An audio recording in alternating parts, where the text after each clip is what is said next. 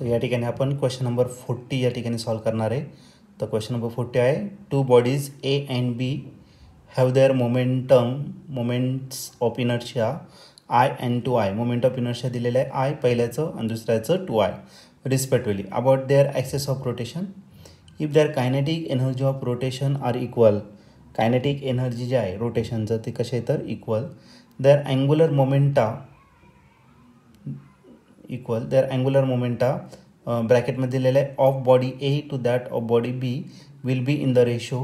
Okay, तर आपल्याला angular मोमेंटमचा रेशो या ठिकाणी फाईंड करायचं A body to the B body. तर हा क्वेश्चन 2021 म्हणजे 2021ला आलेला आहे आणि याचे 4 ऑप्शन. फर्स्ट ऑप्शन आहे 1/√2, बी ऑप्शन आहे 1/2, सी ऑप्शन 1/2 आणि डी ऑप्शन √2/1. ओके, H2 पण बोलू शकता तुम्ही. तर काय आन्सर असेल याचं चेक करूया. या क्वेश्चनमध्ये आपल्याला 2 बॉडीज दिलेल्या आहे ए अँड बी आणि त्यांचं मोमेंट ऑफ इनर्शिया दिलेलं आहे आय अँड 2i. तर 2 बॉडी, एक काम करू, पहिल्या बॉडीला आपण IA कन्सिडर करू. आय दिलेला आहे आणि जो IB दिलेला आहे तो किती दिला आहे तर 2i इतका त्याचा मोमेंट ऑफ इनर्शिया दिलेला आहे. असे 2 मोमेंट ऑफ इनर्शिया आपल्याला दिलेले आहे. त्यांच्या ॲक्सिस भोवती फिरत आहे आणि त्यांची कायनेटिक एनर्जी ऑफ रोटेशन आहे ते दोन्ही इक्वल आहे. मग kinetic energy of rotation of A body is equal to kinetic energy of rotation of B body. असे तुम्हाला 2 कायनेटिक एनर्जी दिलेले आहे, दोघांचं इक्वल आहे. ओके, त्यानंतर तुम्हाला विचारलेलं आहे अँग्युलर मोमेंटमचा रेशो तुम्हाला विचारलेला आहे. Angular momentum A body to that of the B body. Okay, kinetic energy दिलेलं आहे. एक काम करू, कायनेटिक एनर्जीचा फॉर्म्युला आपण या ठिकाणी पुट करणार आहे. What is kinetic energy? It is 1/2 I omega square. पण ही कोणती बॉडीची आहे? ए बॉडीची. आणि बी बॉडीची कायनेटिक एनर्जी 1/2 IB आणि ओमेगा बी त्याचा काय असणार आहे स्क्वेअर असेल. ठीक आहे, हा 1/2 आणि 1/2 काय झाला कॅन्सल. IA जर घेतला, IA ची व्हॅल्यू किती आहे I.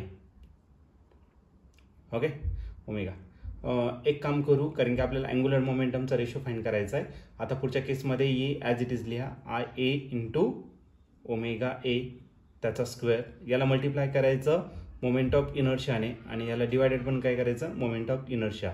म्हणजे आपला अँग्युलर मोमेंटम जो आहे तो काय असणार तर एल का असतो आय ओमेगा. मग दोघांचा स्क्वेअर होऊन जाईल. इथे पण तेच करायचं तुम्हाला IB इंटू ओमेगा बी त्याचा स्क्वेअर. मग याला मल्टिप्लाय केलं मी कशाने IB ने आणि डिवायडेड पण करणार आहे कशाने तर IB ने. आय इंटू आयचा स्क्वेअर झाला IA square omega A square आणि डिवाइड काय राहिला तुमचा IA. इकडे पण तसंच असणार आहे. इथे काय झालं तर IB square omega B square divided by काय असेल तर तुमचं IB. आता आय इंटू ओमेगा जर घेतला असं तुमचा अँग्युलर मोमेंटम आणि अँग्युलर मोमेंटम रिप्रेझेंट केलं जातं लेटर इथं बट लिहू आणि बटमध्ये काय लिहिणार आहे यल आणि यलचा फॉर्म्युला काय आय इंटू ओमेगा. मग एलचा स्क्वेअर केला तर आयचा स्क्वेअर येईल, ओमेगाचा पण स्क्वेअर होईल. म्हणून आपण काय करू शकतो ते इथं LA square divided by I आणि इकडे काय राहिला तर LB square divided by IB. Okay, आता आपल्याला याचा रेशो फाइंड करायचा LA डिवायडेड बाय LB. दोघांचा स्क्वेअर आहे इथं ब्रॅकेटचा स्क्वेअर केला. या IA जो इकडे डिवायडेड होता इकडे काय केला मल्टिप्लाय आणि IBने याला काय केला डिवायडेड केला. IA ची व्हॅल्यू किती आहे आय आणि IB ची जी व्हॅल्यू आहे IB ची व्हॅल्यू आहे 2i. ओके, आणि याला LA डिवायडेड बाय LB त्याचा स्क्वेअर. आय आणि इथला आय काय झाला कॅन्सल. म्हणजे हा आपला LA डिवायडेड बाय LB हा किती भेटेल तर आपल्याला 1/2 याचा स्क्वेअर LA आणि LBचा स्क्वेअर. आता याचं फायनली आपण काय करणार आहे स्क्वेअर रूट घेणार आहे आणि स्क्वेअर रूट जर घेतला तर LA डिवायडेड बाय LB हा आपला भेटेल 1चा स्क्वेअर रूट 1च राहील आणि 2चं नाही येणार मग त्याला √2 मध्ये टाकणार.